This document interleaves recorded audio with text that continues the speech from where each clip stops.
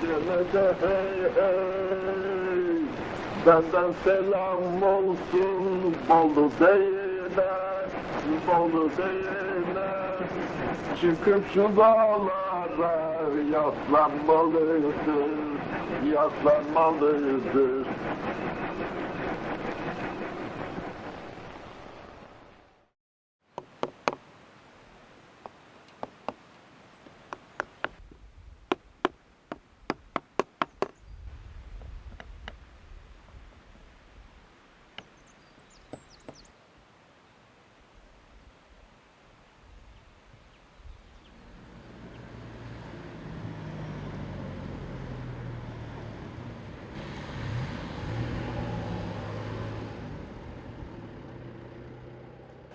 Ben ilk defa 2007 yılında geldim buraya, Şimşirlik mevkiine.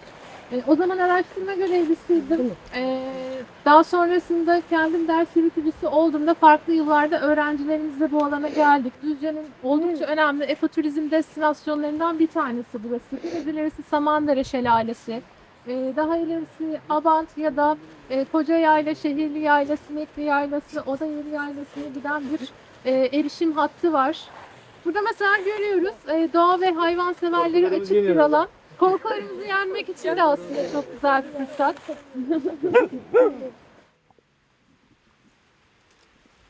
Yani asıl olarak tabii alabalık çiftliğiyiz ama sonra da dediğim gibi doğa severler, şurada falan. İşte 12 yıldır ben sürekli buradayım ve bu alan şimdikinden de bence Pınar Hocam güçlü bir öyküsü var. Çünkü burada daha yol bile yokken işte o dediğim gibi hani 1937'de ormanın devlet tarafından hani işletilmeye başlandığı dönem tabii yani bütün bunların yapılabilmesi için bir takım olanaklar oluşturulması gerekiyor. İşte yol yok. Mesela buraya bir dekobil hattı döşeniyor. Şu gördüğünüz alan tomruk deposu oluyor. Tabii şey çok etkileyici. Tam bir cumhuriyet projesi. Yani birden bölge nefes almaya başlıyor. İşte köylü geliyor, burada çalışıyor. İşte ormandaki üretim bir sisteme giriyor falan. Ve tabii ondan sonra düşündüm yani buranın asıl büyük öyküsü burada. Aynen. Biraz hadi bakın bakalım. Neymiş? Bir ambalaj kutusu. Yani böyle bir şey yazıyor. Taliş'in en nefis incisiymiş. Ben bunu böyle gördüğümde yani ne işte basit bir şey değil mi? Ambalaj kutusu. Ya arkadaşlar ne hikayeleri varmış bunun. Olay şuymuş. Şimdi 1924 yani Cumhuriyet'in ilk kurulduğu dönem tabii devletin finans gücü işte biliyorsunuz o Cumhuriyet'in ilk yılları ve en büyük dışarıya ihraç ettiği şey birinci sırada tütün, ikinci sırada üzümlü incir ve 1924 bütçesinin 1/4'ünü üzümlü incir ihracatı sağlıyormuş. Ondan sonra ya çok şaşırdım. İşte 1937'de orman devletleştiriliyor. Yani artık ormandaki tümüyle devlet eliyle işte ürünün değerlendirilmesi falan yönüne gidiyor. Ve en büyük buna yol açan etkenlerden bir tanesi de bu bizim ambalaj kutusu. Yani ne kadar basit gözüküyor değil mi bize? Yani ne var bunda falan diyoruz. Maden işletmeleri çok istikbali olan işletmelerdir. Madenlerin işletilmesi için en büyük destek ormandan beklenmektedir. Memleketimizin ihraç malları arasında meyve, incir, üzüm ve portakal kutuları önemli bir yere sahiptir. Bu ihtiyaç sürekli artacaktır. Üzüm ve incir kutusu bugün bir sorundur. Demiryolu yapılacak birçok yer daha vardır. Bugün Bayındırlık Bakanlığı'na sadece bizim kanalımızda sağlanan travers 100.000 metreküpü geçmektedir. Sanayimiz kurulurken ve kağıt sanayi gibi bazı fabrikalar işlerken de orman ürününe ihtiyaç duymaktayız. Sonuçta Cumhuriyet hükümeti saltanattan köy ve kasaba olarak bir toprak yığını devralmıştır. Türkiye'nin Türkiye yakışır bir yerleşim biçimine ulaşması için başlayan ve hız alan imar ve inşa yolunda ormancılığın büyük görevi olacaktır. Türk Orman Devrimi, Atatürk'ün gerçekleştirdiği en zor devrimdir. 1869 yılında Orman Genel Müdürlüğü kurulmuş, 1870 tarihinde de Orman Nizamnamesi adını taşıyan doğrudan ormancılıkla ilgili bir ormancılık düzenlemesi hayata geçirilmiştir. Bu tarihten itibaren kurulan genel müdürlük bünyesinde taşrada oluşturulan orman müdürlükleri vasıtasıyla mülkiyeti devlete kalmak üzere ormanların işletilmesi hakkı yerli, yabancı kişi veya kuruluşlara satılmaya başlanmıştır. Uzun yıllar süren bu yaklaşım veya yararlanma biçimi 1937 yılında çıkarılan Orman Yasası çerçevesinde 1945 yılında sonlandırılabilmiştir. 1937 yılı ülkemiz orman kaynaklarının yönetimi açısından en önemli dönüm noktasıdır. Bu yıl çıkarılan 3116 sayılı Orman Yasası tam bir devrim yasasıdır. Yasa ile ormancılıkta devlet orman mülkiyeti ve işletmeciliğine geçilmiştir. Düzce Orman İşletmesi'ne bağlı ve Düzce'nin mezbul kereste menbaı bulunan Derdin ormanlarından tomruklanan fabrikaya kadar kolayca naklini temin için kurulacak Dekovil hattının kazık çakma ameliyesi için gelen mühendisler bu ameliyeyi bitirmişlerdir. Dekovil işletmesi Düzce Müdürlüğü'ne bağlı olup 19 kilometrelik bir güzergaha sahiptir.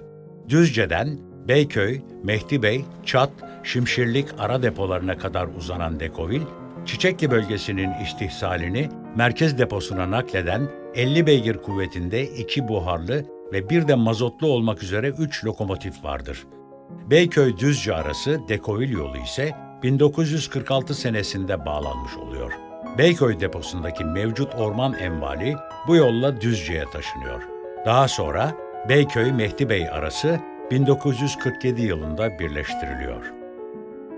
Bugünkü Düzce Orman İşletmesi 1 Haziran 1939 tarihinde Revir Amirliği ismiyle ilçenin Hamam Caddesi'ndeki Kızılay'a ait bir binada faaliyete geçmiştir. Bugün 9 bölge ve bir merkez mühendisliği ile faal haldedir. Düzce Devlet Orman İşletmesi, doğudan Bolu ve Devrek, batıdan Adapazarı ve Karasu, güneyden Mudurnu işletme sınırları ile kuzeyden de Karadeniz'le çevrilmiştir. Bu sınırlar içerisinde Düzce Orman İşletmesi 259.956 hektar bir sahaya sahip olup bu umum sahanın 142.232 hektarı ormanlık ve 118.724 hektarlık kısmı da tarla ve açıklık sahadır. Ormanlık sahanın umum sahaya iştirak nispeti %54,3'tür. Orman mühendisi olarak 1960'lı yıllarda Düzce Orman İşletmesi'nde bulundu. İşgüzar, 1977 sonlarında yaşanan meşhur Güneş Otel olayındaki 11 milletvekilinden biriydi.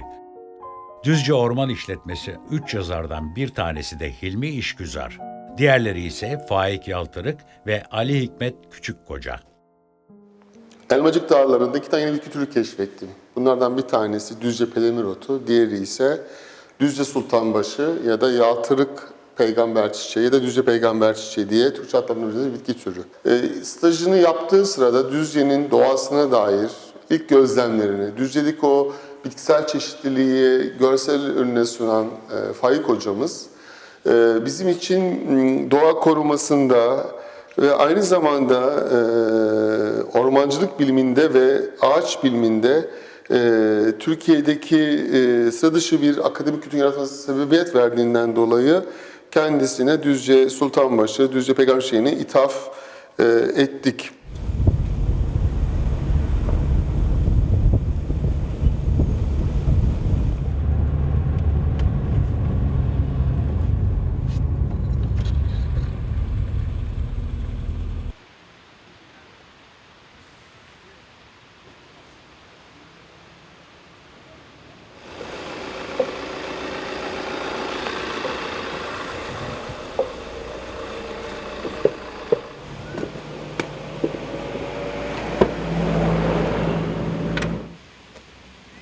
Ben emekli öğretmen Numan Gümüş.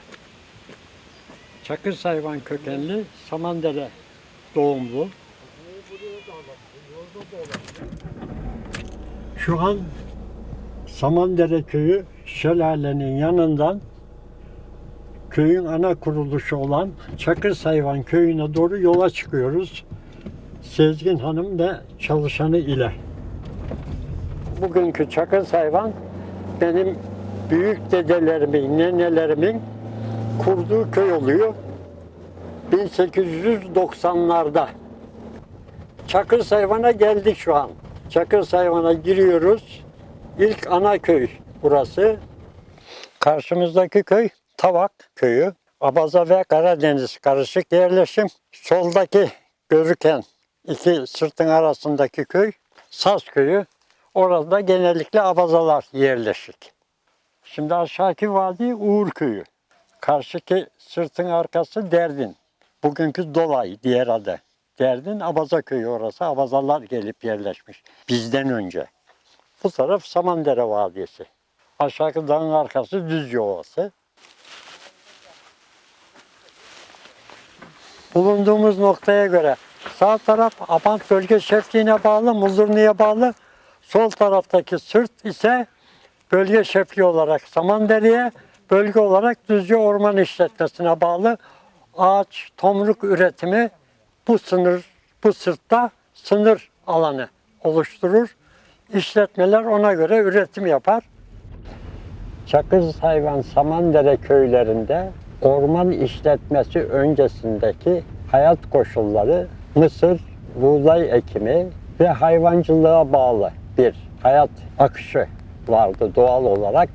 1962-63'te 1500-2000 işçi elle kazarak 2 senede açıldı bu yol. O bakımdan değişik bir özelliği var. O dönemde dozer, grader gibi iş makineleri yeterli olmadığı için orman işletmesi yani devlet bu yolu bedensel el emeğiyle açtı, yaptırdı. O işçilerin çoğu köyümüzde yattı kalktı. Sayvanlarda, samanlıklarda, mağazalarda işte yevmiye karşılığı bu yolu açmış oldular. Düzce Orman İşletmesi 1930'lu yıllarda çok büyük ekonomik gelir elde edilmesi bakımından hem de ticaretin canlandırılması bakımından önemli bir birimli kamu işletmesiydi. Dolayısıyla 1930'lu yıllarda ormanlardan üretim yapılması, tabii o dönemde kırsal kesim ağırlıklı olduğu için Düzce'de de odun ham maddesi üretimi ve oradaki köylülerin, orman köylülerinin gelir kapısı olarak orman işletmeciliği çok büyük öneme sahipti.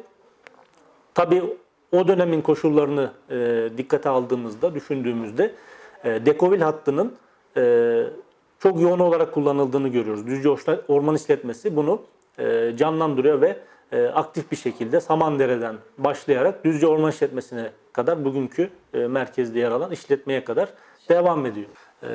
Devlet evet Orman Genel Müdürlüğü tomruğu üretiyor. Orada bitmiyor işte. Getirdiği zaman işte Dekovil hattıyla orman işletmesine getirdiği zaman kim işleyecek bunu? Orüstler kuruluyor. Ve bu Düzce örneğinde böyle tüm Türkiye'de tabii Orman Ürünleri Sanayi Genel Müdürlüğü kuruluyor ki o zamanın koşullarında 1930'lu yıllarda çoğu fabrika kapanıyor. Özellikle dış kaynaklı ortaklıklar yavaş yavaş çekildiği için devlet buraya müdahale etmek zorunda kalıyor. Yani devlet orman işletmeciliği ile birlikte yine devlet tarafından işletilen orman ürünleri sanayi güçlendirilmeye çalışılıyor. Orman ürünleri, tomruk üretileceği için doğal olarak bu köyler bundan çok hoşnut kalırlar, sevinirler. Çünkü kendi tarımsal gelirlerinin dışında devlet örgütü üzerinden bakarsak iyi bir gelir elde edebileceklerini, doğrudan nakit para elde edebileceklerini görürler. Çiçekli bölge şefliği kurulur. Samandere ve Çiçekli olarak bir şefliktir. Bu şeflikteki o zamanın görevli bölge şefleri, orman bakım memurları, kesim memurları köylerde kalamazlar, mekanları yoktur. Uğurköy'de kalırlar veya Düzce'de kalırlar, atlarla gidip gelirler ormana. Ve orman köylülerinden de yine atlı destek alırlar, işçi alırlar. Orman içi envallerini de, tespitlerini de onların iş gücü yardımıyla yapabilmektedirler. 1947'de Samandere Bölge Şefliği Çiçekli'den ayrılır. Yeni bir bölge şefliği bağımsız olarak kurulur. Ama kalacakları binaları, mekanları yoktur o dönem için. Ben kendi açımdan söylersem, benim babamın evi, Bolatoğlu İbrahim'in evi 2 katlı 6 odalı müsait olduğu için babamla anlaşırlar. Babamın evinin üst katının 2 odasını babam bölge şeflerine ve memurlarına verir.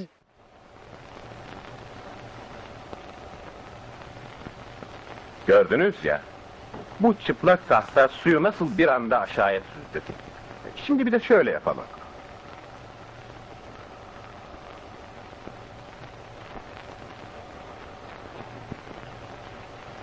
Bakın bu sefer su aşağı atmadı. Çünkü önüne bir set çekti. İşte dağlardaki ormanlar da bu işin. Çocuklarınızın sel altında kalmasını, çölde yaşamasını istemezseniz ormana gözünüz gibi bakın. Onlar olmasa sular seller altında kalırdık. Benim de yaşım 92. Çok şükür Rabbiye. 92 yaşım. Hayvancılıkla geçinirdik. Orman işi yoktu zaman. 940'larda orman işi yoktu. Neredeydi orman işi? Yok. Hayvancılıkla, reçbellikle, bizim reçbelliğimiz bol olurdu. Bu 944'te buraya işçi koydular. Bu yolu 50 amele aşağı yukarı 1000 amele vardı bu yolda. Bu yolu yaptılar. Yolları ormanlara 50. Ondan sonra 44'ün sonuna doğru kesimi başlattılar. Ormanda bir şey yaptılar. Bu takavül hattını de 945'lerde falan koydular buralara. Takavül hattını. El desteresiyle. Biz bıçkı deriz. Desteriyle kes. Baltayla soy. Motor yoktu zaman motor neredeydi? Hepsi el ile olan bir işiydi ormanda. Hepsi el ile oluyordu ormanda yani. Öküz arabasında çekiyorsun işte yolun kenarına. Ha bakalım elle, felenklerle öküz arabasına yükle. Öküzlerle yolda dürüst değil. O bayırlardan aşağı göstek ata gene, mengene sıkıştıra gene. Geliyordu millet işte. Bunu yapması nasıl? Yani el desteresiyle kes, doğra, kabuğunu soy, budağını kes. Anladın mı? Öyleydi. Ondan sonra mesajı gidip damgalıyor, öküz arabası yükleyip Şimşirliğe getiriyordu. Tabii. O çamur, o toz, o perişanlık gel Şimşirlik deposuna yık. Öyleydi, öyleydi yani. Tabii. Günlük sefer de yapamazdık ha. Günlük sefer de yapamazdık. Anca Samandere'ye inerdik akşama. Yarın sabah alır depoya indirirdik. Bu derede 1000 araba olurdu. 1000 öküz arabası olurdu böyle. 1000 tane. Bolulular gelirdi. Bu Düzceliler toplaşırdı. 1000 tane araba oldu bu derede böyle. Öküz arabası. Tomruk çekerlerdi. 30.000 metre, 40.000 metre mal çekilirdi. Ben Selahattin Özdemiroğlu. 1949 Samandere doğumlu. Samandere bakir bir orman alanı o zaman tabii. 1952'de açılan ilkokul Samandere'ye yapılmış köyün ortak noktası diye. 1952'de açılan okula Çakırsayvan köyünün çocukları, Samandere'nin bütün mahallelerinin çocukları, Çatalçam'dan hatta Sığırlık'ın bazı mahallelerinden de öğrenciler geliyor idi. Ahmet, sen bana bir orman düşmanı daha göster. Ve altını hep beraber okuyun. Balta! Peki, balta kendi kendine iş görür mü? Görmez. Güzel. O halde gene kabahat kimin? 1943-44'lere doğru yollar falan açılınca öküz arabayla Şimşirlik deposuna tomrukların çekilip buradan aşağıya taşınması söz konusu olmuş. Yılda benim çocukluğumda 1960'lara kadar 10.000 metreküp tomruk istihsali yapılmakta idi. Bu Şimşirlik deposu 10.000 metreküpün depolandığı bir alandı. Burada 2-3 tane bakkal, geceleri 2-3-5 tane lüks yanar. Orman işletmesinin memurları var, kesim memurları var, işte depo memurları var, işçileri var. Panayır yeri gibiydi. Çok erken saatlerinde işe başlamış olan ormancılar işletmeye tomruk taşıyorlar. Tomruklar ormandan öküz arabasıyla Şimşirlik deposuna kadar taşınır idi. Öküz arabası özel arabalar yapılır. Öküz arabasının 4 tane tekeri vardır. 2 küçük tekeri önde, 2 büyük tekeri arkada. Espitleri, şınavları hepsi özeldir. Ustaları özeldir. Oku, arışı her şeyi öküzün boyunduruğunu yapan özel usta vardır.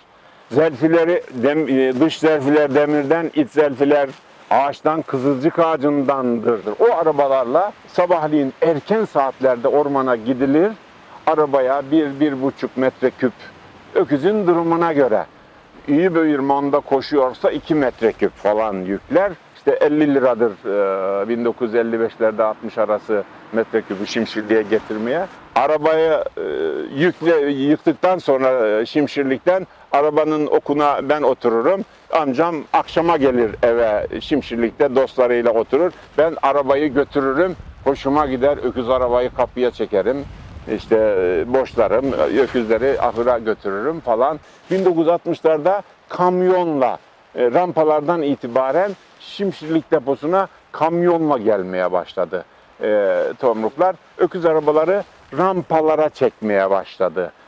Tabii 1960'lardan sonra da biz yavaş yavaş artık orman işletmesinin işte pusula işlerinde, mesai işlerinde, yazları yanlarında kesim memurlarıyla beraber görev yaparak haçlığımızı kazanan öğrencilerden olduk. Bu vesileyle o yönden de şükran borcumuz vardır. Maddi yönden köyümüze, şahsımıza kattıkları için orman teşkilatımızın bizde emeği vardır.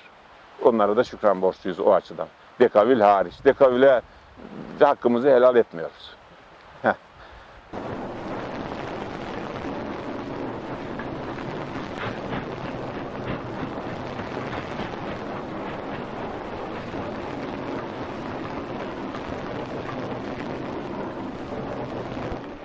Buradan Düzce ana işletmeye, merkez depoya da tomrukların nakli karasal ulaşım zor olduğu için işletme tarafından kısa sayılabilecek bugünkü anlamda tren hattı. Yani ray döşenir. Üstüne de basit bir günün koşullarına uygun lokomotif, arkasında 6-8 tane katar olan, tomruk çekebilen dekavil dediğimiz sistem kurulur.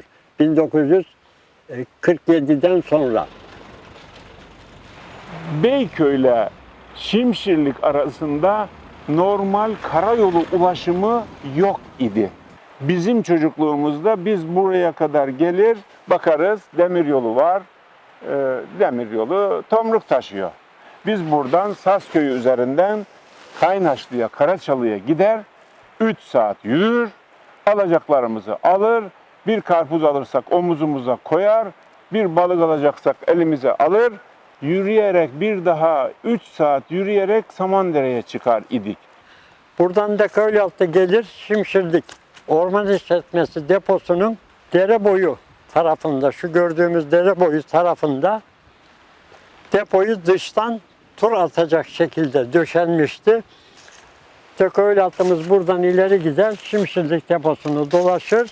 Üst tarafta istif edilmiş tomrukların yüklenmesi sağlanırdı. Bu güzergahı takip eder. Buradan bu çınarın altından yukarıki ağaçların oraya doğru çıkardı ve o noktadan yükünü alır, geri döner Düzce'ye nakliyesini tamamlardı katar. Şu an bulunduğumuz nokta Şimşirlik deposu. Kayın havuzlarının bulunduğu alandayız Bu gördüğünüz alanda 3 tane büyük kayın havuzu vardı. Bu rampadan aşağı inerdik kamyonlarla. Tomruklarımızı bu havuz boşluğuna boşaltırdık, istif edilirdi. Havuz alanları tomrukla dolduktan sonra bölge şefliği tarafından savaklar açılır, havuzlara su doldurulur. Kayın tomruklarının sağlıklı olarak sonbahara satışa kadar kurumaması sağlanır, envali bozulmamış olurdu.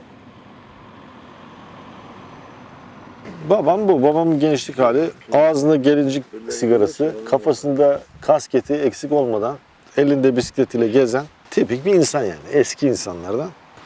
Orman işletmesi çalışanıyken oradan ayrılmış, orman işletmesinin inşaat işlerini yapmaya başlamış.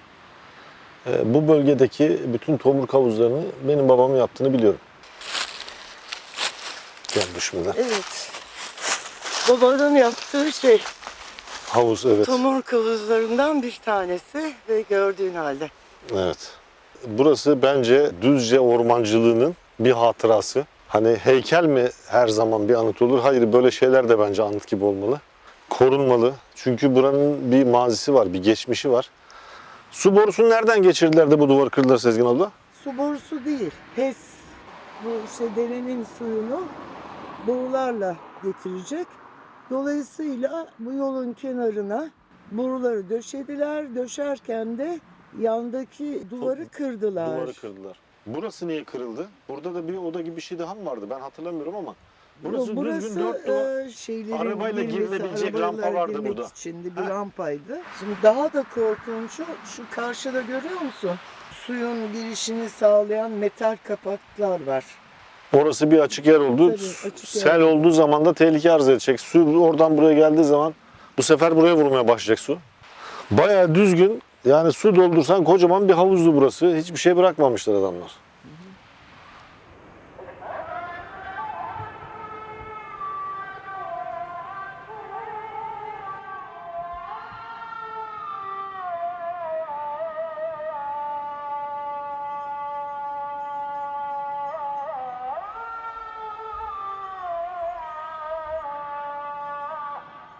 Adım Bahattin Duran.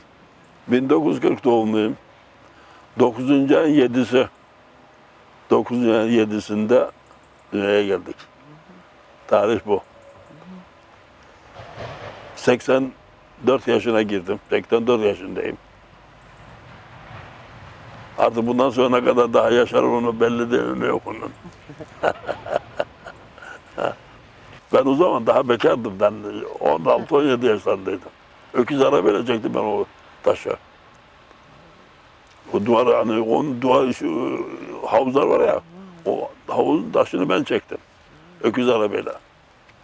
O ileride 2 kilometre ileriden beri çalışıyor. Günde 10 sefer yapıyordum. Mart, Nisan ayında ormana giderdik. Herkes gider ormanda sırtıyla getirirdi yiyeceğini, içeceğini. Haftada bir akşam gelirdik eve. Bir hafta o orman hayvan yapardık ormanda. Kesim yapardık el hızlarıyla böyle. Öyle kesim motoru yok o zaman. El hızlarıyla. Baltayla kesim böyle çalıştık yani.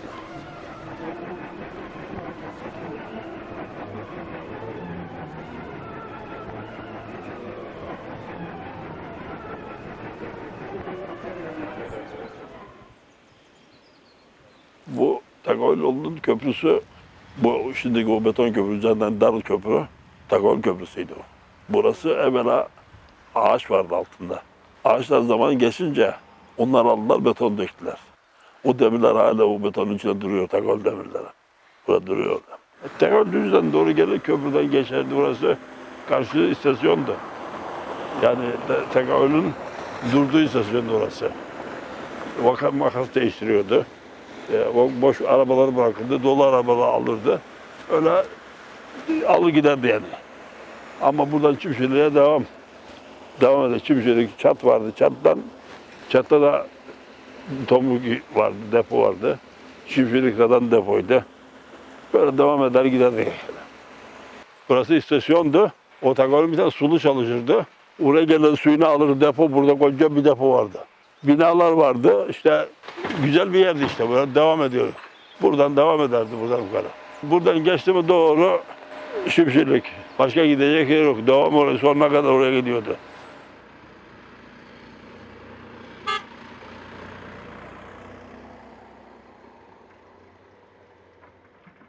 Bir de film bile çekildi burada.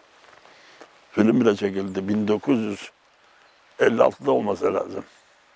İşte Okanların üzerine atladılar, koştular falan. Hadiseler var ya.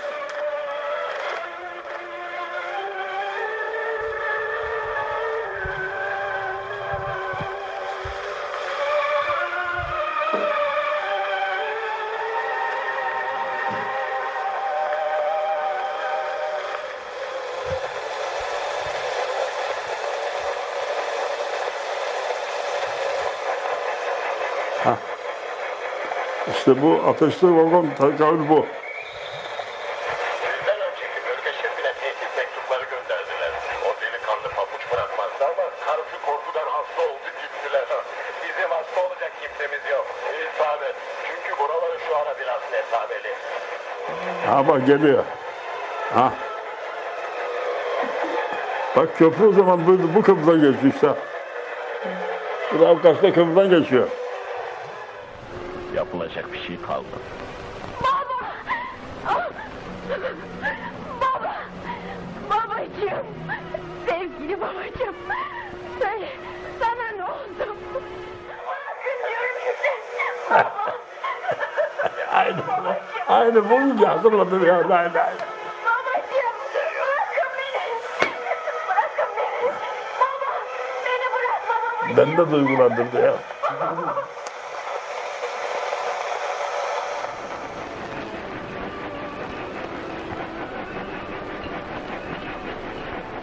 Bu organları olmuş daha yüklenmedi daha. Hoş gidiyor. Bu tarafa geliyor yani.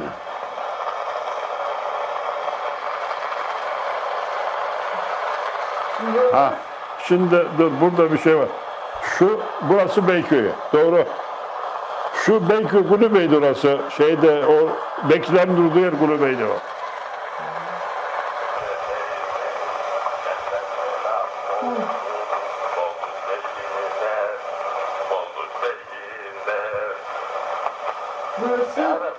Burası fabrika. Düzce'nin fabrikası bu.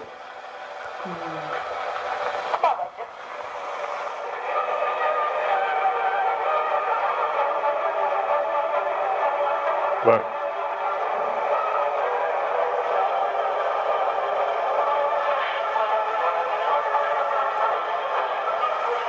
İşte bunu hatırlıyorsun sen değil mi çekilmesine? Hepsini yok. Bunlar hepsini böyle görüyorum burada. Hah bak gidiyor. Atlayıp gidiyor bak şimdi. O fren o. Bak atladı oradan beriye. Orada bir fren daha sıkacak. Bak bir fren daha sıkacak orada. Bir tane daha sıkacak ondan sonra. Her şeyin freni mi bu? O konuların freni bu. Freni. Ha bak gene atladı gidiyor. Bak. Ha üçüncüye geldi daha ondan sonra daha yok. Bunlar çekilirken korkmadınız mı adam düşecek diye? Ya düşer mi o da ayağıyla geçiyor sen oradan ayağa. Ama size heyecan oldu tabii. Bize heyecan oldu tabii.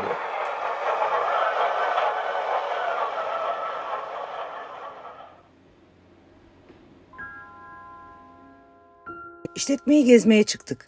Meğer burası bir alemmiş.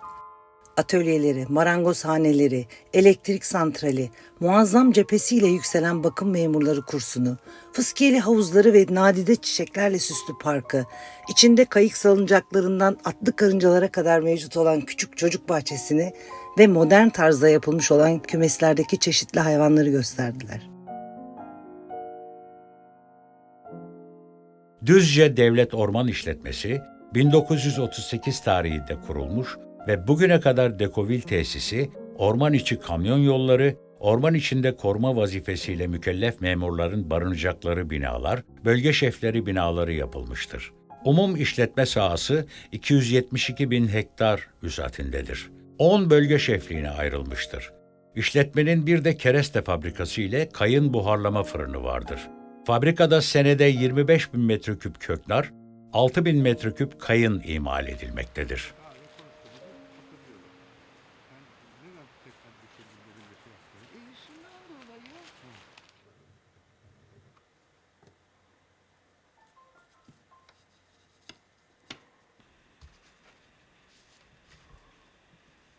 Burası orman işletmesi. Ben 2 yaşımda babamla orman işletmesinin bir binasında taşındık Hamidiye Mahallesi'nden. Babam orman işletmesinde kalemde çalışıyordu. Bunlar da... Bu da kardeşlerim. 4 çocuktuk. Babam çok erken çağlarda vefat etti. 47 yaşındaydı. Benim babamın orman işletmesine gelmesi 1944 ve askerlik çağım gelene kadar orman işletmesinde yaşadım.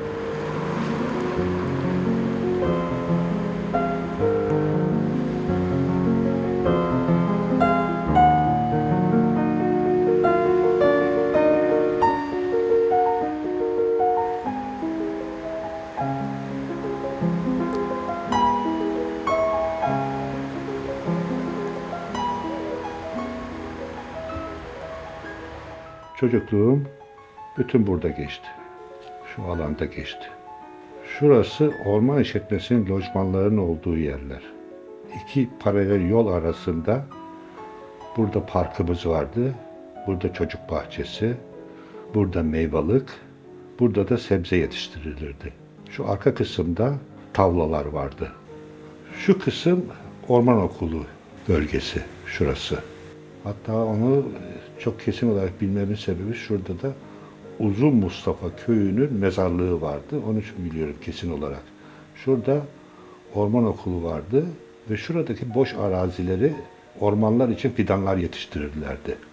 Orman okulunun talebeleri hem ormancılığı öğreniyorlardı, çok geniş bir alanda da ormanlara fidan yetiştirirlerdi. Ben de tesadüfen burada çıkmışım. Bugün belediyenin elinde olup da çalıştırdıkları park, şu Çamlık dediğimiz alandı. Orman işletmesine aitti. Belediyeye verildi kullanılması için. Şurada kereste fabrikası vardı. Kereste fabrikasının hemen önünde idare bölümleri vardı. Muhasebe, müdürlük, şudur budur vardı. Burada da orman işletmesinin fabrikası burası. Kereste fabrikasıydı. Farkındaysanız burada tomruklar vardı. Bu tarafta da işlenmiş ağaçlar vardı. Kereste fabrikasından işlenmiş ağaçlar buradan çıkardı. Ve buradaki vagonlar bunları taşımak için kullanılırdı. Yani yoktu orada, lokomotif falan yoktu. İttirerek götürülürdü.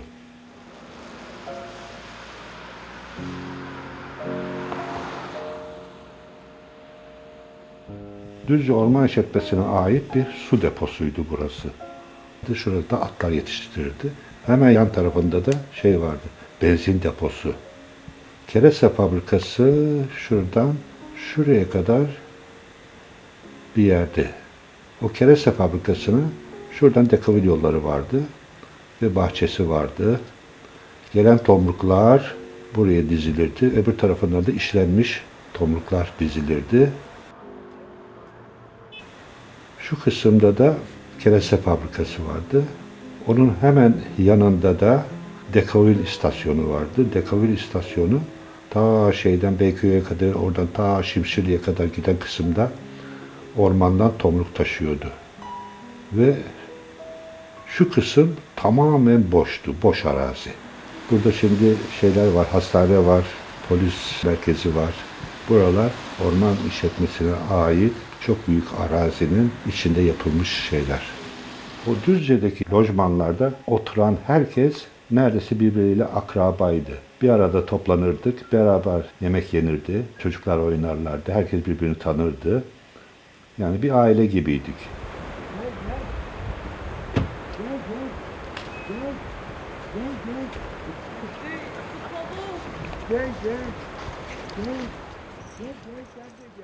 Adım Lütfi Turan. Babamın adı Hamdi Turan. Hamdi Usta diye bilinir. Babam 1943-44 senelerinde Zonguldak kömür işletmelerinden Düzce Orman İşletmesi'ne geldi. Ustabaşı olarak geldi. Orada başladık. Benim de çocukluğum orman işletmesinde geçti. İlkokul, ortaokul hep orman işletmesindeydi. Bilmediğim şeyleri dedem 1955'te vefat etmiş. Biz dedemi İşte kabristan'da çocukluktan beri mezarında dua ederek gördük, bildik. Ya bu kim abi ya? Macar. Ha, bu kim Macar. Orman işletmesinde mühendisti o. Golf pantolonu, Tabii. gömlek yakalarına, kravata bakar mısın? Mösyö Vargas mı ne? Hamdi Usta ve ben demiş. Ama o zaman tabii çocuğuz. Ne için vardı bilmiyoruz. O da orada görevliydi. Neye geldi bilmiyorum. 75 sene sonra buraya ayak basıyoruz. Öyle de yani 5-6-7 yaşında gelsen 76. Buraları gelip burada işte şu dağa tırmanırdık arkadaşlarla. Bir yere çıkardık, kayardık, hadi gerisi geriye. Evvelden dediğim gibi kamyon yoktu. Kamyonlar zaten bir tane kamyon 3 tane tomruk yükleyip böyle geliyordu. Ama treni vagonları koyunca bir seferde 15-20 tane vagonla Türkiye'de bir şey yoktu. Biliyorsunuz mesela kamyon vardı orman işletmesinin tek kamyon, lastiğini bulamıyorduk. Ben hatırladığım kadarıyla Almanya'dan lastik gelir ancak kullanabilirsin. Onun için bu tren yapma işi, dekoil yapma işi babamın bir kamyon motorunu o trene monta etti. Dizel gibi bir motor yaptı. Dizeldi zaten. Ondan buradaki tomruğu onlarla taşımaya başladık. Sonraki gelen Amerika'dan gelen odunla çalışandı. Buhar gücüyle çalışan bir makineydi. Onların montajını da o tek başına şöyle olur böyle olur derken makine çıktı meydana arkadaşlarıyla beraber.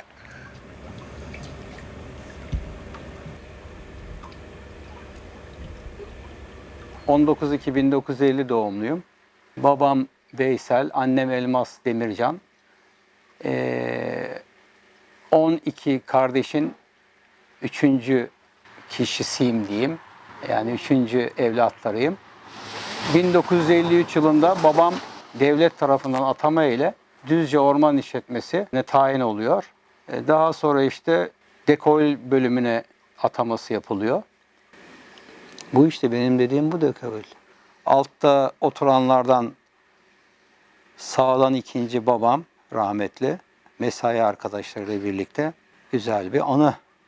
İlkokula o zamanlar bizim işletmeden atlı arabalarımız vardı. O şekilde okula gider gelirdik. O zaman okul adını da vereyim. Namık Kemal İlkokulu'na gider gelirdik. Daha sonra tabii Cumhuriyet İlkokulu'na geçtik. Oraya gider gelirdik. İlk zaman Amerikalıların posta arabası gibi bir servisimiz vardı. 2 at vardı. Daha sonra atların büyüğü katana denilen cins o çekerdi bizim arabamızı, yani servis aracını. Çevremizde elektrik yokken orman işletmesinde elektrik vardı. Daha şanslı insanlarız. Gönül isterdi ki her tarafta olsun ama bizim bir o avantajımız vardı hakikaten. Hiçbir elektriksiz kalmadık yani hiçbir zaman.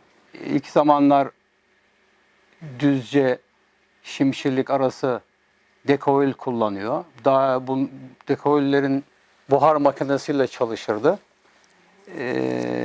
İlk kullandığı yakıt olarak odun kömürüyle çalışıyordu. Daha sonra bunlar kömür kazanına dönüştürüldü. Kömürle çalışmaya başladı. Ve bunların arkasından da 2 dekoil vardı. Bir tane daha sonra dizel motoruna dönüştürüldü. Bir tane de dizel motoruyla çalışan tren diyeyim artık o zamana göre. Böyle devam etti. Hafta sonları pikniğe götürürlerdi. Hatta pikniğe ilk zaman odun kömürüyle çalıştığı zaman kıvılcımlar çıkardı dekoilin bacasından. Tişörtlerimiz böyle delik delik olurdu. Onları da hatırlıyorum yani çocukken. Hepimizin ceketlerimiz yandı, saçlarımız yandı, enselerimiz yandı. Eldiven yokuşunda bir gaza bastı mı bizim makiniz arkaya kıvılcım furyası devam ederdi. Herkesin alır, almaz, tomruğun üzerine bindir giderken binemezsin, gelirken zorla binersin. Onun için 1962 yılına kadar Samanderelilerin hepsinin Dekaville ilgili acı, üzücü, unutulmaz hatıraları vardır. Ben dahilim bu işe. Bir şiir kitabı hazırlamış, yazmıştım. Orada Dekavil diye bir küçük şiirim var. Müsaadenizle o şiiri takdim edeyim. Dekavil, seninle açtık gözümüzü, güldürmedin yüzümüzü, dinlemedin hiç sözümüzü, hep yaktın bizi Dekavil. Rayların ip gibi dizili, atlanmaz trevizin ikisi. Çok yordun yollarda bizi, hep yaktın bizi Dekavil. Varlığınla kestin yollarımızı, yok ettin kılcal damarlarımızı. Bilmedin perişan hallerimizi, hep yaktın bizi Dekavil. Makinist tomruk üstüne der, susayınca eldivan da su içer. Ne hizmet eder ne de gider, hep yaktın bizi Dekavil. Düzce'den hedef şimşirlik, yolcu, eşyalar keşmekeşlik. Senden hizmet umma delilik, hep yaktın bizi Dekavil.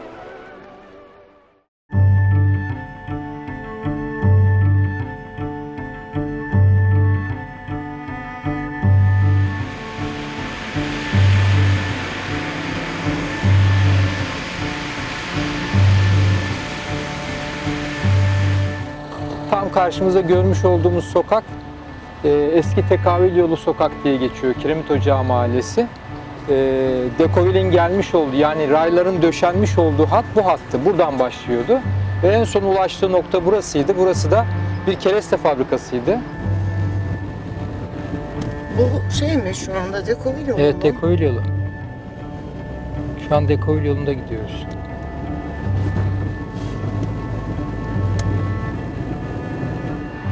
Orman işletmesinden gelirdi. Buradan böyle, o zaman böyle beton köprü yoktu. Demirli köprü vardı, tahtalı köprü. Onun üstünden gelirdi Takayül. Buradan böyle giderdi. O zamanlardan beri öyle Çakuş'a doğru giderdi, ormana doğru. Biz de burada ufaktık o zaman. Orman köprüsünün arkasına atlardık, o Takayül'ün arkasına. Oraya kadar giderdik, sonradan dönüp gelirdik yayan. Merak ederdik, ufak çocuktuk o zaman. Yolumuz böyle devam ediyor. Devam ediyor ve bu istikametten, yan tarafımız su kanalı, bu istikametten dümdüz devam ediyor ve Otluoğlu mevkiinde Aydınpınar yoluna, yani Şaguç yoluna çıkıyor. Biz soldan devam edeceğiz ama Tekavil bu istikamette, önümüzdeki istikamette devam ediyordu.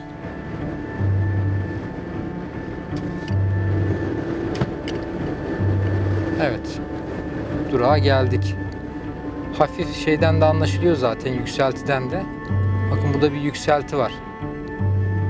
Şu 19010 sokak. Bu sokaktan çıkıyordu. Şimdi bu sokağın sonuna gideceğiz. Yani Dekovil'in bu sokakla buluştuğu yere gidiyoruz. Bulunduğumuz nokta da Tekavil durağı olarak ifade ediliyor. Yani insanlar 1960'lı yıllardan sonra, 70'li yıllardan sonra bu bölgede inecekleri zaman Tekavil durağında inecek var diyerek bu bölgede inerlerdi. Burada gördüğümüz gibi 19010 sokak diyor. Otluoğlu köy mevkiindeyiz. Bu istikamet Dekovil'in gelmiş olduğu ya da gitmiş olduğu istikamet bu istikamet ve burada Aydınpınar Şaguç yolunu kesiyor bu bölgede. Ve şu karşıda görmüş olduğumuz istikamette de Beyköy'üne doğru, Şimşirli'ye doğru devam ediyor. Biz buraya bunu görmeye geliyorduk. Çocuktuk tabii o zamanlar. Biraz da uzak olduğu için annelerimiz bizi sıkıyorlardı ama biz yine bir yolunu bulup geliyorduk buralara. Hatta bir defasında anneannemle birlikte biz Takavül'le Derdin Hamamı'na gittiğimizi çok iyi biliyorum. Biraz yavaşlıyordu bu yolun tam şu tepeden geçerken, şuradaki üst zaten o yolun devamını gösteriyor. Orada biraz hafif duraklıyor ve orman işletmesi çalışanlar böyle bizi yukarı kaldırıp bindirdiler yani, öyle söyleyeyim. Şimdi Dekavil yolu tam buradan geçiyordu. Benim hatırladığım zaten orada bir tümsek de var. Şu iki evin arasından geçtiğini düşünüyorum. Ondan sonra yavaş yavaş artık yönünü bilemiyorum, o gidiş yönünü.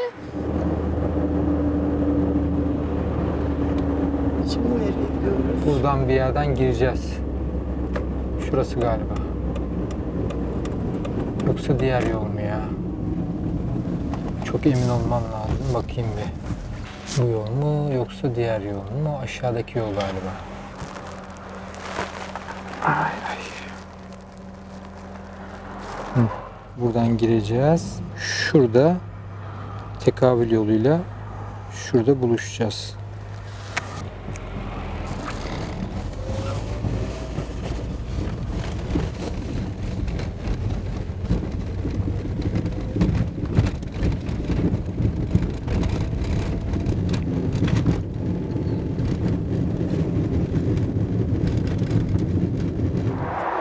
Bulunduğumuz mevki Hacı Ahmetler mevki. Hacı Ahmetler mevkiinde otoban geçişi, İstanbul-Ankara otoban geçişi.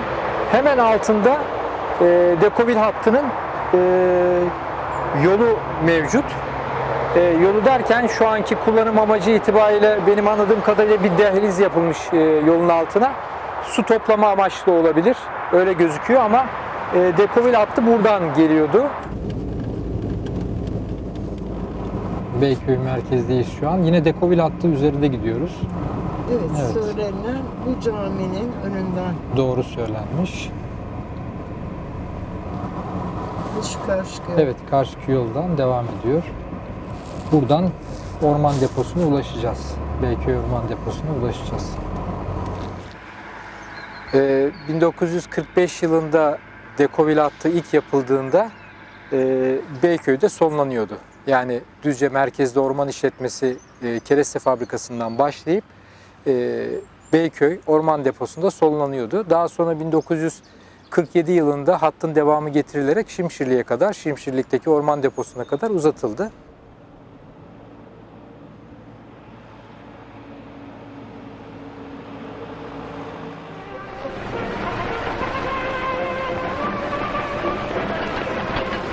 İyi bir biricisiniz. Olmasan bile bu treni kaçırmak istemezdim. Ömrümde hiç Dekovil'e binmemiştim. Bu kamyon motorundan bozma lokomotif herhalde pek eksantrik bir şey olacaktı. 5 dakika sonra incecik keskin düdüğü etrafı çınlatan mini lokomotifin çektiği üstü kapalı küçük bir vagon içinde raylar üstünde kayıyorduk. Beyköy'üne gelip istasyon binası önünde Dekovil'den indiğimiz zaman ormanlarla örtülü yüksek dağların bir boğaz teşkil ettiği noktaya bakarak "Oralara kadar çıkmayı ne kadar isterdim müdür bey" dedim. Müdür bey de bana "Maalesef oralara çıkabilmek için araba yolumuz yok hanımefendi" dedi.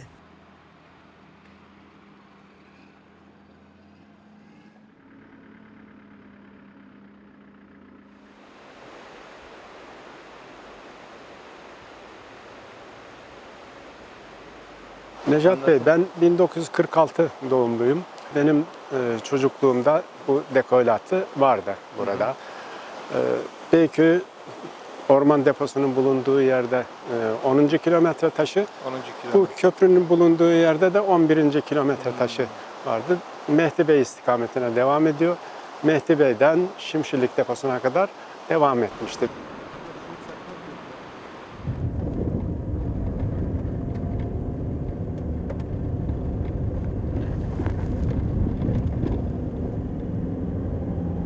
Burası ormanın ara depo olarak kullanılıyordu. Ana Dekovil hattından ayrılan deponun içerisine ara depoya geçen bir makas Dekovil hattı vardı ayrıca. Buradan ayrılıyor demek ki makas. Evet, buradan ayrılıp deponun içerisine giriyor. Deponun sağında solunda tomruk istifleri şey yapıyor. Orada yüklenip vagonlara, vagonlarla birlikte ana yola çıkıp oradan Düzce'ye, Orus Kereste Fabrikası'na taşınıyordu.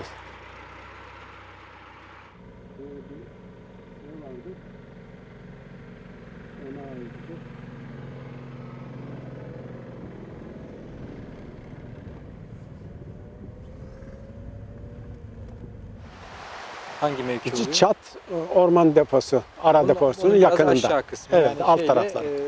Mehdi Bey ile Çat deposu arasında bir mevkideyiz. Sağ ol. Siz nasılsınız? Hoş geldin. Siz ormana gidiyorsunuz. Evet. Üretim bitmedi mi? Şey var, tapulu kesimimiz var. Kimin tapulu kesimi? HG Orman Ürünleri'nin var. Bir de Şamlar'dan, Özcan. Şamlar'ın. Tamam. Size. İyi günler. Hadi selam söyle. Kolay gelsin. Sağ ol.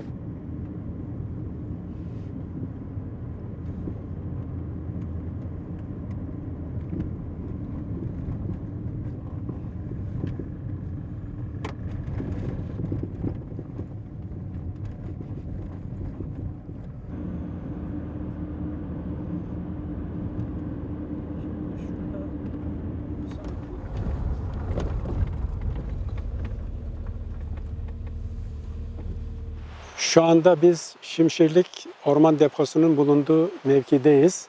Burası Düzce'de Orman İdaresi'ne ait kereste fabrikasından başlayıp yaklaşık 20 kilometre sonra Şimşirlik Orman Deposu son noktasıdır.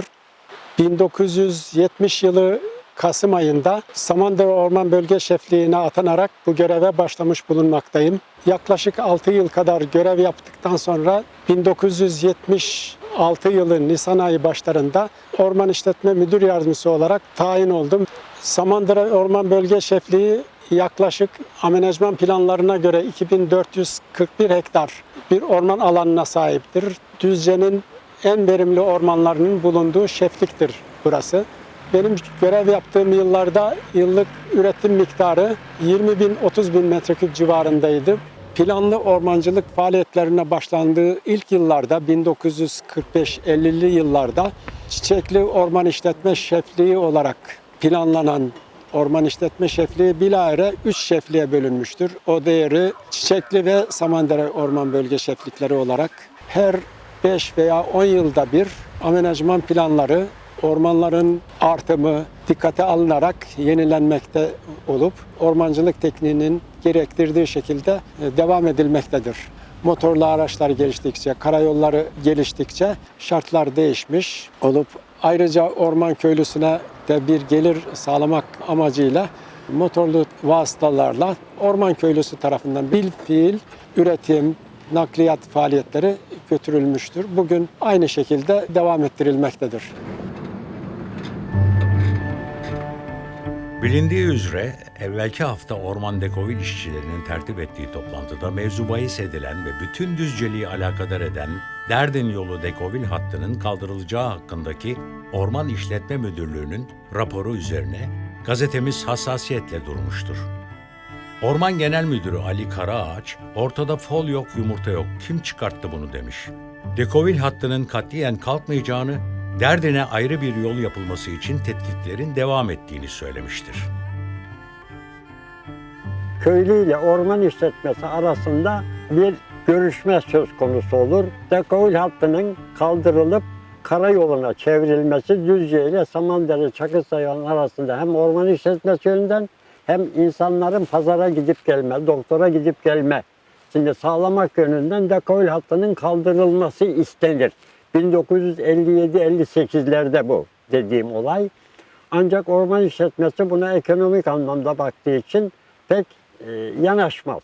Ancak 1960'lara geldiğimizde köylüden bir grup, o zamanın önderleri, ileri gelenleri işe gayri resmi bir yoldan el atarlar. Bir gece gelirler Şimşirlik'ten aşağıya doğru 5-10 sıra Dekovil raylarını söküp dereye atarlar. Böylece yolu kapatmış olurlar. Tabii doğal olarak o günün koşullarında adli sürtüşme de çıkar, idari sürtüşme de çıkar. Dekovil hattı kalkar. Dekovil hattının güzergahı karayoluna yani şoseye çevrilir ve 1963'te 62-63'te bizim köylü doğal olarak Çakırsayan Samandereli bu işten memnundur. Derhal 3 tane kamyon alınır. Köyün dışından, Beyköy'ünden, Bolu'dan, Düzce'den kamyoncular geldiler. Köylüyle anlaşıp kamyon sayısı 11 ile 15'e çıktı bazı yıllar.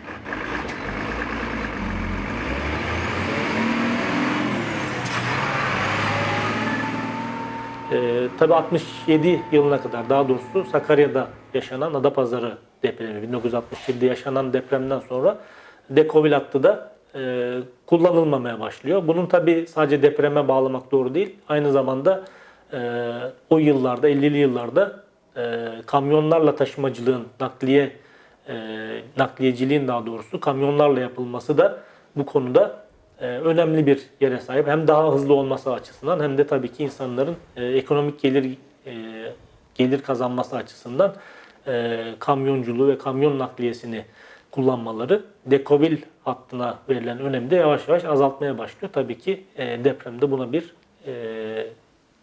sebep oluyor, kapanması, kullanılmaması daha doğrusu yönünde. 1973-74 yıllarında zaman zaman orman nakliyatında çalışan kamyoncular taşıma fiyatlarının düşük olduğu gerekçesiyle greve gitmekteydiler. Zaman zaman bu grevlerin önünü kesebilmek için Orman İdaresi, Orman Bölge Müdürlüğümüzden, o günkü Orman Baş Müdürlüğümüzden 10-15 kadar kamyon görevlendirilmiştir. Samandereli nakliyatçılar, tamam biz bundan sonra verdiğiniz fiyatları kabul edeceğiz ve nakliyatı devam ettireceğiz, biz taşıyacağız. Bize bu imkanı tanıyın dediklerinde biz de onların isteğine uyarak Bolu'dan getirdiğimiz kamyonları yerlerine gönderdik. 2 grev yaşadı bizim Samandere Bölge Şefliği. Bu grevlerden biri öküzcüler greviydi. Öküzcüler rampalara orman içinden nakliyeyi durdurdular. Şimşirliğe de nakliye durdu. Grevi kırmak için o zamanın bölge şefliği dışarıdan 2-3 tane atlı öküz arabası getirdi. Ormandan nakliye yapmaya başladılar grevi kırmak için. Bir gece köyden 3-5 genç, o zamanın ileri gelenlerinden, şu anda bulunduğumuz Şimşirlik'te gece yatıya kalan arabacıların arka koşum tekerlerini alıp şu yan taraftaki dereye götürüp tekerleri ve koşum takımlarını kesip bıraktılar. Bölge şefine dediler ki biz daha bu koşullarda burada çekim yapmayız, köylülerle kavga etmemize gerek yok, başımıza iş alamayız dediler. Bu Türkiye'de belki ilk köylü orman grevi idi. Bu önemli. Yani 1900 sözünü ettiğim 63, 64'ler, 65'ler bu yıllar. Orman işletmesi bölge şefliği ve köyümüzde nakliye yapan kamyoncular arasında yine çekim vaidi fiyat konusunda anlaşmazlık çıktı. Kamyoncular grevini kırmak için orman işletmesi Kastamonu'dan 2 tane devletin resmi kamyonlarını getirdi. Samandere ile Şimşirlik arasındaki 3 tane köprüyü kestiler, dereye attılar gece. O grevi desteklemek içindi. Büyük abim, kooperatif başkanı Kemal Gümüş çok etkin bir kişiliği vardı. Bu idari konularda, sosyal konularda hiç geri adım atmayan bir yapısı vardı. Hiç kimseye söylemeden o gece Ankara'ya gidiyor. O günkü Tarım ve Köy İşleri Bakanlığı'na gidiyor.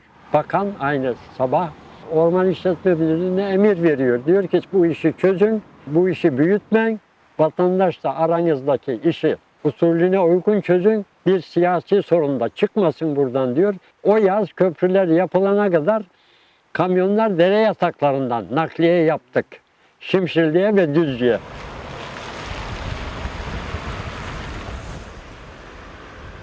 Köyde ikamet ediyorum.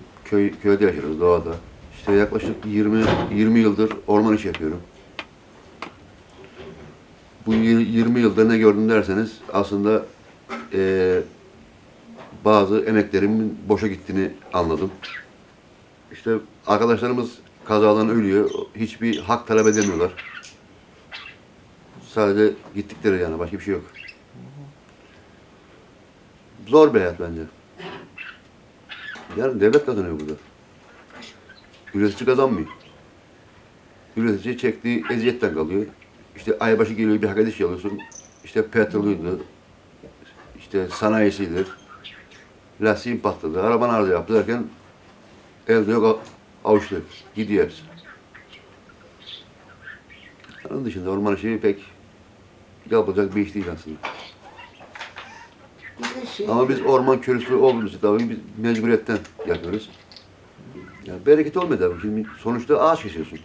Tabii günahı da var ama biz yapacak bir şey yok. Bunu devlet bize yaptırıyor. Biz de zaten mecburiyetten yani. Çok da kimse merak değil bu orman işinde çalışmaya. Yani riski çok yani. Kaza riski çok. Bismillah işe başladığım zaman önce ağaçlar tabii ayakta. Büyük ağaçlar, kuturlu ağaçlar. Yani büyük 100 kuturunda işte 80-90 kuturluk ağaçlar. İşte bunu diyorsun önce ağacı dikkatli bir şekilde nereye yatıracağını tespit ediyorsun. İşte ondan sonra ağaç düştükten sonra dalını temizliyorsun o el motoruyla. İşte ondan sonra ağacın durumuna göre sınıflandırma yapıyorsun. İşte 3'lü olur, işte 4 boy olur, 5 boy olur. 7'ye kadar boylarımız var yani 7-8'e kadar. Ağacı olsun sonra ağacı traktörün peşine takıyorsun. Yola indiriyorsun rampa dediğimiz geniş bir alana. Kamyonların çalıştığı yere. İşte oradan da kepçe yüklüyor kamyona. Kamyon da oradan aşağı devletin belirlediği depoya sevkin yapıyor. Köylü çok düşük fiyatlara çalışmak durumunda kalıyor. Vahidi fiyat evet işletmede belki 1 metreküp 1000-1500 liraya satılıyor ama o vatandaş aldığı 100 lira ve kurtarmıyor dediği mesele burada ortaya çıkıyor. Yani köylüler ciddi anlamda çok ucuza işçilik yapmış oluyorlar ve sigorta gibi herhangi bir özlük hakkı herhangi bir şeyler yok. Sadece yaptığı üretimin karşılığını alıyor. Üye oldukları zaman kooperatifler aracılığıyla bu işi yapıyorlar. Tabii kooperatifin yönetimi, kooperatifin bir takım hakları ve tabii ki üretimden pay almaları kooperatifleri güçlü hale getiriyor. Daha önceleri tabii kooperatifler ilk yıllarda kendi ürettiği ürünün işte %25 hakları deniyor buna kanunda. Bu ürünün kendi fabrikalarında yine mamul hale getirip satabiliyorlardı. Ama daha sonradan tabii bu uygulamadan da yavaş yavaş kooperatifler çok kar elde edemedikleri düşüncesiyle vazgeçtiler. Daha güçlendirebilirlerdi. Kooperatifçilik güçlenebilirdi. Son 20 yılda özellikle orman köylüleri kente doğru göç ediyor. Özellikle gençler orman işlerinde, işçiliğinde çalışmak istemiyorlar. İleride Orman Genel Müdürlüğü odun maddesi üretiminde çalıştıracak işçi bulamayabilir.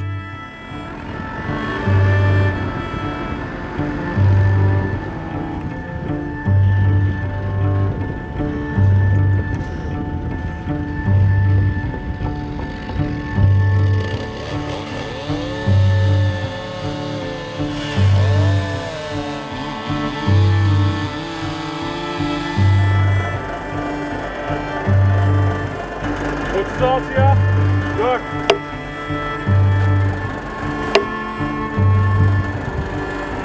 Şunu da ölç.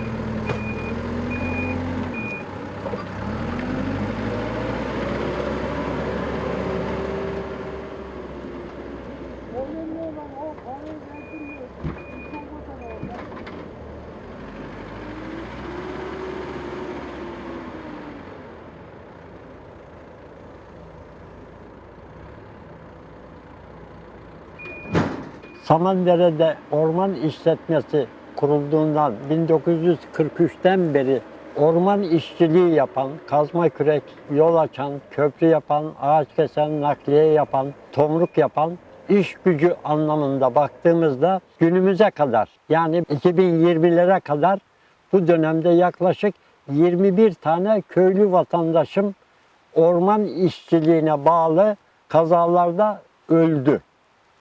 Ölmüş olan orman şehitlerinin de isimlerini plaket haline getirdim. Ağacın üstüne yukarıdan aşağı sıraladım ölüm tarihleriyle beraber, isimleriyle beraber. Sonra diktiğimiz anıt ağaç zarar gördü.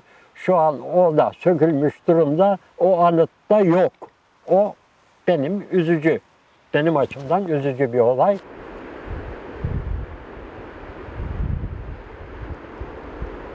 Sene 1969. Hüseyin Karagüllü.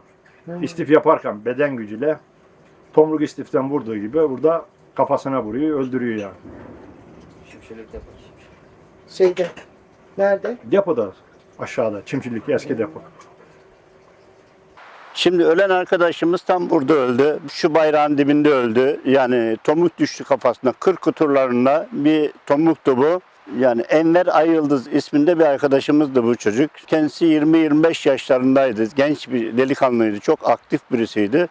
Ve burada zincirleri açtıktan sonra yukarıdan düşen tomruğun altında kaldı. Ve burada olduğu yerde vefat etti çocuk. Yani arkadaşımız.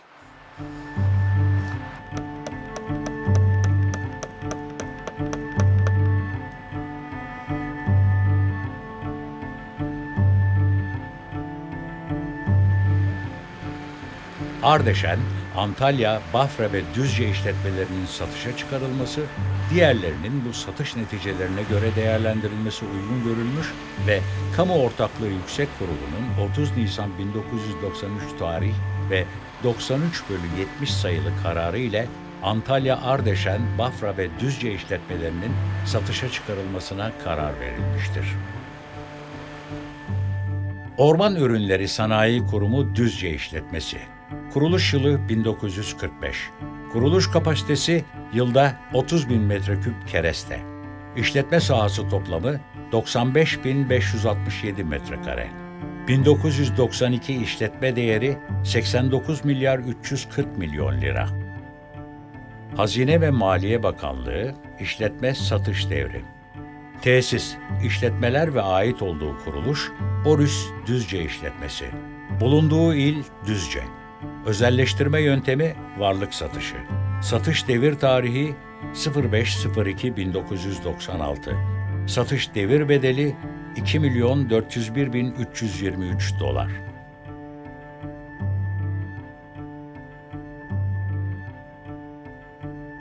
Ben Orman Bakanlığı'ndan emekli bir şube müdürü olarak bölgeyi iyi tanıyorum. Türkiye'nin çeşitli yerlerinde gezdim. Böyle doğal güzellik taşıyan, potansiyel taşıyan başka hiçbir yer yok. Keşke bunu hayata geçirebilsek. Buradan Düzce'ye bir buharlı tren değil de artık günün teknolojisine uygun bir motorla çalışan tren ile beraber işte taşımacılıkta kullansak. Bu arada işte yukarıda Samandere ve devamında Abant'a çıkan yolumuz var. Turizm açısından çok önemli.